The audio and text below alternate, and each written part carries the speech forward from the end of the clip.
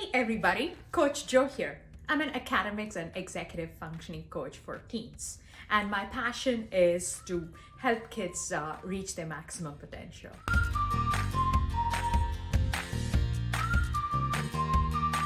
Hello everyone, and welcome to the Gifted Gabber Sound Bites, where I share tips and resources that you can easily implement for your teen's success.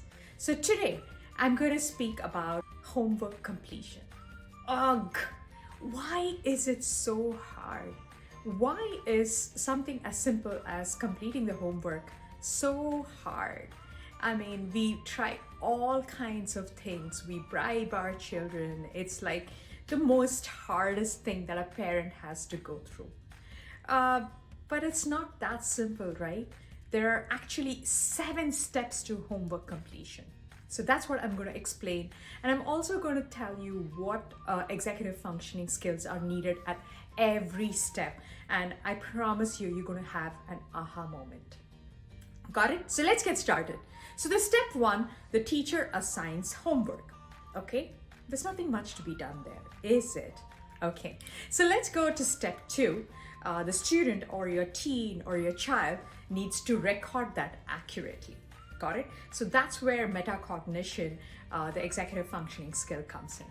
Step 3, they need to ensure, that is your child or teen needs to ensure that all materials are brought back home. Again, the executive functioning skill that's needed here is metacognition and working memory.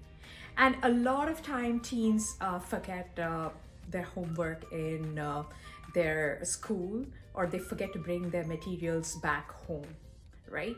I know, even I have gone through that. So that's one of the steps that's extremely frustrating. Next step, okay, you've gotten back all the materials, you know what to do, is to create an action plan, right? When are you going to fit in this time to do the homework, right? So that's where the time management, task initiation, planning, and prioritization comes. Next, okay, you've done all the timing, the planning, and everything. What next? Actually sitting down and executing it, right? So a lot of times teens just put off this step, right? They're not willing to sit down and complete the homework. They procrastinate, right? So the important skill that's needed here is task initiation and goal-directed persistence, right? So they need to start their task and they need to go ahead and do it.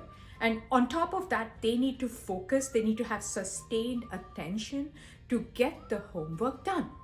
Got it. So congratulations, you've gone through these steps, they've completed the homework. Now the next step, checking for accuracy. That's an executive functioning skill that is needed, which is metacognition. Did I get this right? Is this homework correct? Did I follow the rubric? Am I doing exactly what is needed to be done, right? So that's another thing that they need to consider. And last, but the hardest step, which I've seen a lot of teens, including my students, struggle with, is submitting the homework.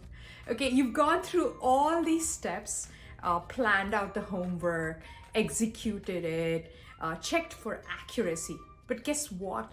If you don't submit it on time, what's the point of the whole thing, right? So a lot of times kids procrastinate, or they feel like they're perfectionists. Their homework is not up to the mark. They are like, I'd rather not give in a bad work than any work at all. So this is another important problem that they have, is like submitting homework on time. So the executive functioning skill that's needed here is like time management, task initiation, metacognition, all these together.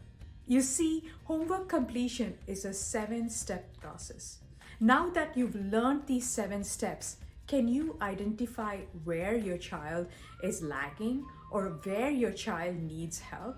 Which specific skill does he need in order to get back to the level where he's functioning independently on his own, right? So this is where I end the homework completion overview. If you have any other topics that you would like me to discuss, please send an email or put it in the comments list. And don't forget to subscribe to my email list and do join my Facebook group, Pioneer Parents. Until then, bye.